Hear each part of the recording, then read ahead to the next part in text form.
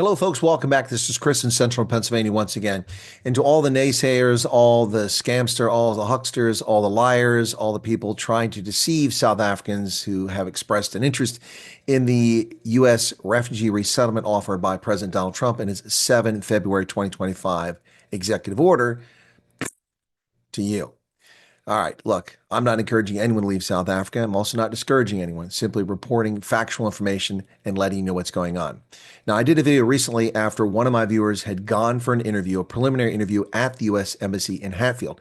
Now, as I've explained, this is not how the process will necessarily work. This is a preliminary fact-finding investigative effort by the Department of State and their bureaus to find out the interest, to gauge it, and find out what's going on here, okay?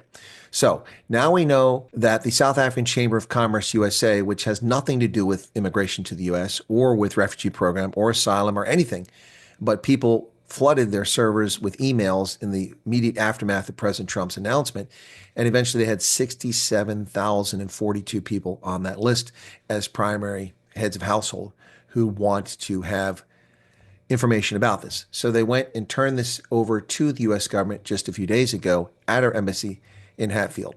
Now, the Afrikaners also have an appointment this coming week, and they are going to be turning over another 23,000 names. Some of them could be duplicative, we don't know, but 23,000. That takes that out to about 90,000 names for heads of household. And then now I've got confirmation tonight, based on this second interview from another person who went to the embassy in Pretoria for this preliminary phase, another 30,000 emails had gone to the embassy. Now, again, they could have been duplicative, but if they're not, that's anywhere up to 120,000 people who've expressed interest despite all the skepticism and people in politics, in government, in agricultural organizations rubbishing the concept of a refugee program, saying that no Afrikaners are taking it up, and the media lying about this every day. So, again, not for, not against, simply objective reporting. So let's get to this. This is what came out of the interview today at the U.S. Embassy in Hatfield. I should say tomorrow. It's now Friday the 21st. This occurred on Thursday the 20th, but I'm still up. It's after midnight. My source received her invitational email about 3 hours before I published my first video about a couple who had went for their preliminary interview.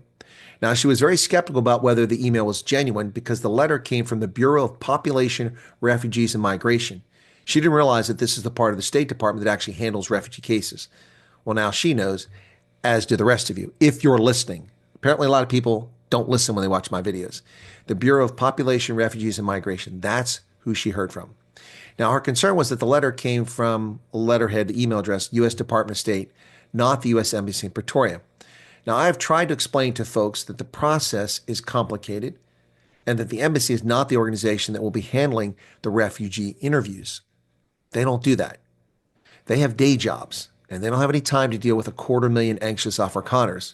No insult intended, no offense intended, but they don't have time for you. They have jobs. That's why they're at the embassy, to do those jobs. They don't have time to stop what they're doing and undermine their diplomacy with South Africa and their information gathering on behalf of the U.S. government and their services to U.S. citizens and to those hoping to travel to the U.S. just to entertain you. That's why there's an organization within the State Department, which we mentioned a few moments ago, that handles this. So other people, as I've said from the beginning, will be sent from Washington or wherever they're hired from, or if they're already in the government, to South Africa. And these interviews won't necessarily take place at the embassy. They could take place at Emperor's Palace in Kempton Park. They could take place at our consulates in Cape Town, in Joburg, and in Durban. So we don't know until the program is promulgated. It's obviously in the works now because they've done preliminary investigation. So she was so concerned about where the letter came from that she triple checked the sender's email address. It was the same Pretoria PRM state.gov in the original email sent back to her. The reason why it's a Pretoria email address is because while the embassy is not doing the labor to help people interested in the refugee program, they do serve as a conduit to get the information from the people interested to the correct departments within the Department of State. The embassy is a conduit for our communications. So the people there aren't doing it. They may host these people who've come over temporarily. Anyway, so my source went on a Facebook group where she's a member to inquire about whether anyone else had received the same invitation letter. She was surprised by the reaction she got on that Facebook group. Some people were very excited. Others called her a liar and a scammer because she'd said she received the invitation. Now, she was extremely relieved when she heard Colonel Wyatt talk about the couple who'd already gone for their preliminary interview. That put her mind at ease. So that's why I do these videos, okay? And I did that with a dearth of information, and I was spot on 100% correct in my analysis. So that's the background for the interview. Let's get to the meat and potatoes, the interview. You want to know what happened in the interview in case you get a letter and you're going to go. Now, by the way, I should caveat this by saying that the people that did this were headed back to the States Thursday night, but that's just a preliminary group. There will likely be other groups coming because I know at least one other person has an invitation to come to the embassy, and it's not this week. It's next week or the week after, but they're coming. And obviously other people are going to come over and do this for these preliminary interviews.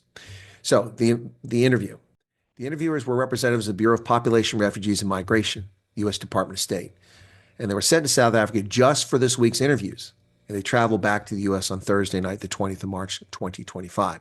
My source stated, as was indicated in her invitational email, that this interview was to collect information on individuals' experiences, not an official application for refugee status. So the interviewer was very polite and asked just a few basic questions. But then the interviewer spent most of the next 90 minutes, an hour and a half, asking.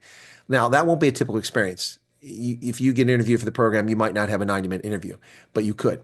So the interviewer spent most of the next 90 minutes asking, listening, and typing their life experiences, instances when and where they were affected, deprived, persecuted, or wronged owing to their race.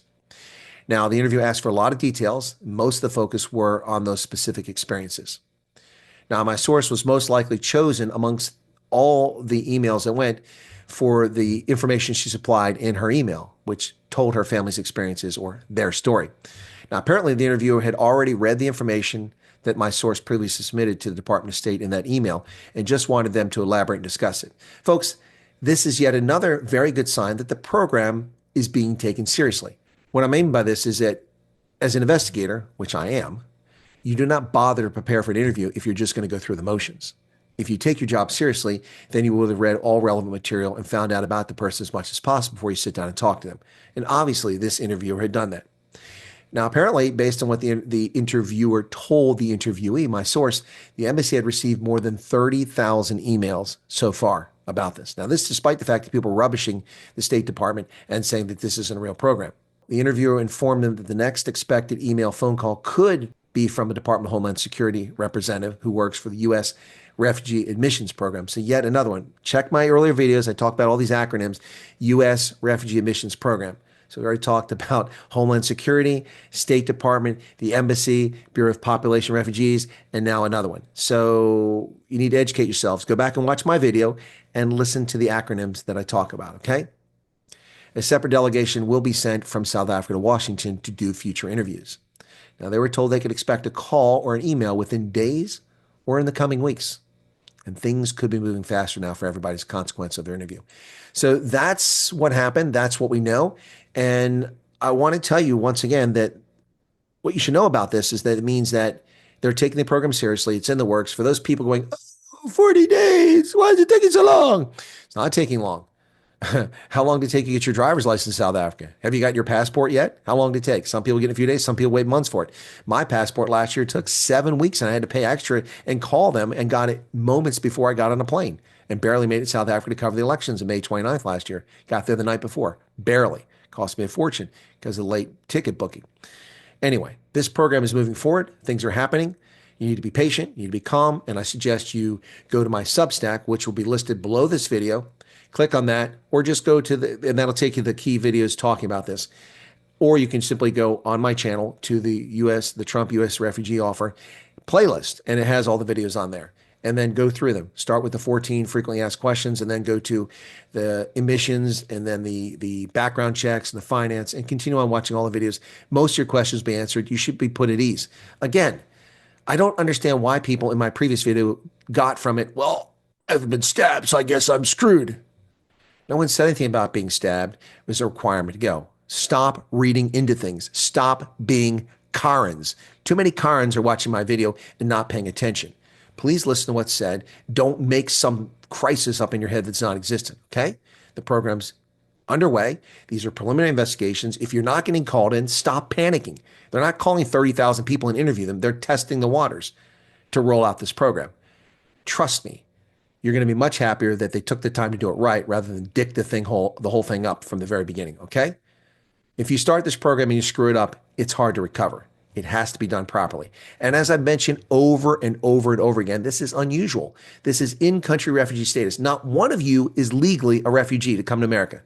Get that out of your head right now. You're not legally a refugee. You're being offered a golden ticket, a gift beyond conception that's offered to very few people. We've given it Cubans in Cuba. We've given it to Bosnia and Herzegovina, people from there. But it's rare. Normally, you have to flee a country, arrive in a safe haven, register as a refugee with UNHCR, and then wait for years before someone hears your case and lets you go to Finland or Sweden or the US or Canada. This is a golden ticket.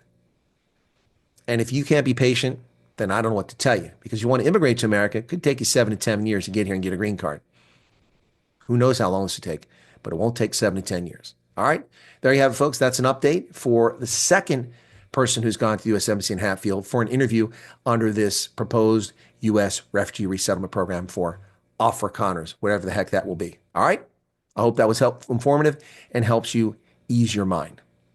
Cheers. Be sure to share this video far and wide. And I thank my source for her candor and sharing her story.